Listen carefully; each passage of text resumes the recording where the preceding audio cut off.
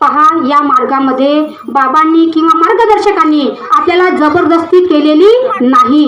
जर तुम्हाला हे तत्व शब्द नियम पटत असेल तरच मार्गावर या, नाहीतर अन्यथा येऊ नका. नियमावलीमध्ये सुद्धा तेच दिलेलं आहे की तुम्हाला हे नियम जर मान्य असतील तर मार्गावर या, अन्यथा येऊ नका. कारण कोणीही जबरदस्ती करत नाही, कारण हा मार्ग काही पैशाचा आहे नाही. आणि पहा, काल तिने त्यांच्याकडे हवन होतं, तिने अनुभव सांगितला की पहा, या मार्गामध्ये काही काही नियम आहेत. चरित्रहीन हा नियम आहे, तर या मार्गामध्ये चरित्रहीन चालत नाही, चरित्रवान पाहिजे. आणि मार्गात जुळून सुद्धा त्या सेवकांनी चरित्रहीन ही चूक केली.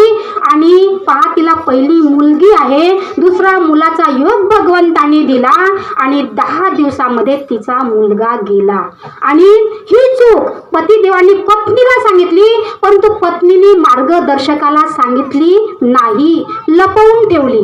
पतिदेवांनी लपवून ठेवली, पण पत्नीने सुद्धा मार्गदर्शकापासून लपवून ठेवली. त्याचा परिणाम काय झाला तिने काल सांगितलं. पहा, आपण या चर्चा बैठकीच्या माध्यमातून की माझी चूक झाली, तुम्ही चूक करू नका, हाच उद्देश चर्चा बैठकीचा असतो. आणि तिने काल सांगितलं. आणि दुसरं म्हणजे आपण दिवाळीला आपल्या स्त्रिया सेविका भावाला ओवाळायला जातो. फार ओढ असते, आपल्या स्त्रियांना फार ओढ असते माहेरी जावं, भावाला ओवाळायला जावं. पण माहेरी जर कोणी दारू पित असेल तर तुम्ही जाऊ नका आणि चूक करून घेऊ नका.